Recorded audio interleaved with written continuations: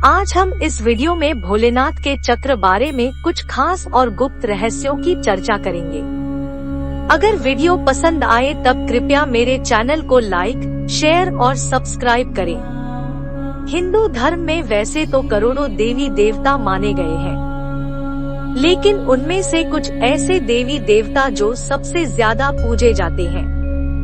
इन्हीं देवताओं में से एक है भगवान शिव। भोले शंकर की महिमा अपरंपार है। वह केवल एक लोटा जल चढ़ाने भर से प्रसन्न हो जाते हैं, इसी कारण इनका नाम भोलेनाथ पड़ा था। पुराणों के अनुसार भगवान शिव अपने शरीर पर जो विभिन्न प्रकार की वस्तुएं धारण करते हैं, जैसे गले में सर्प, मस्तक पर चंद्रमा, जटाओं में गंगा, हाथ में त्रिशूल और डमरू। कहा जाता है कि जहां भगवान ब्रह्मा पृथ्वी के सृजन करता, भगवान विष्णु पालनहार, तो वहीं शिव विनाशक की भूमिका में है। आपने भगवान शिव के श्रृंगार और शस्त्रों पर गौर किया होगा। उनके द्वारा धारण किए जाने वाले हर एक चीज के पीछे रहस्य छिपा हुआ है।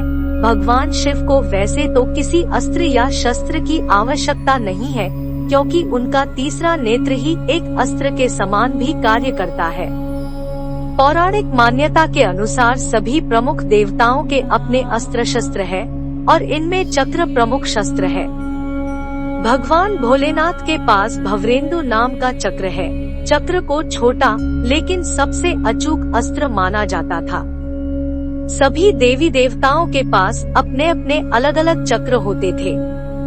उन सभी के अलग अलग नाम थे। विष्णु जी के चक्र का नाम कांता चक्र और देवी का चक्र मृत्यु मंजरी के नाम से जाना जाता था। सुदर्शन चक्र का नाम भगवान कृष्ण के नाम के साथ अभिन्न रूप से जुड़ा हुआ है। इसी तरह सुदर्शन चक्र का आख्यान भी महादेव से शुरू होता है। मान्यता है कि सुदर्शन चक्र का निर्माण भगवान शंकर ने किया था। निर्माण के बाद इसको उन्होंने श्रीहरि को सौंप दिया। आवश्यकता होने पर उन्होंने सुदर्शन चक्र को देवी पार्वती को प्रदान किया। देवी पार्वती ने इसको परशुराम को सौंप दिया और परशुराम जी ने इस चक्र को श्री कृष्ण को सौंप दिया। शंकर जी के चक्र भवरेंदु के बारे में जानकारी। भवरेंदु चक्र एक ऐसा चक्र है जिसे भगवान शिव ने अपने तीसरे नेत्र से निकाला था। इसका नाम भवरेंदु इसलिए है क्योंकि इसमें भव का अर्थ है जल और रेंदु का अर्थ है चंद्रमा।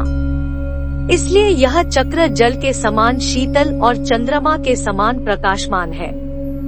अभिमान के वशीभूत जब रावण ने कैलाश पर्वत को उखाड़ने की कोशिश की, तब भगवान शिव ने वहीं बैठे बैठे अपने पांव के अंगूठे से उस कैलाश पर्वत को दबा दिया ताकि वह स्थिर हो जाए। भगवान शंकर के ऐसा करने से दशानन की बाहें उस पर्वत के नीचे दब गई, जिससे दशानन को बहुत पीड़ा होने लगी। क्रोध और पीड़ा के कारण रावण भीषण चीत्कार कर उठा। उसकी चित्कार इतनी तेज थी कि ऐसा लगने लगा जैसे मानो प्रलय आ जाएगी। तब दशानन ने बिना देरी किए हुए सामवेद में उल्लेखित शिव के सभी स्तोत्रों का गान करना शुरू कर दिया, जिससे प्रसन्न होकर भगवान शिव ने दशानन को क्षमा कर दिया और उसकी बाहों को मुक्त दशानन द्वारा भगवान शिव की स्तुति के लिए किए जो स्तोत्र गाया गया था। सामवेद का वह स्तोत्र रावण स्तोत्र या शिव तांडव स्तोत्र के नाम से जाना जाता है। दशानन को क्षमा कर शंकर जी एक शर्त दी कि वह कभी भी उनके विरुद्ध नहीं जाएगा और खुश होकर रावण से वरदान मांगने को कहा। तब रावण ने वरदान स्वरूप भगवान शिव से उनके आत्मा लिंग के अलावा उनके भवरेंदु चक्र को भी मांग लिया।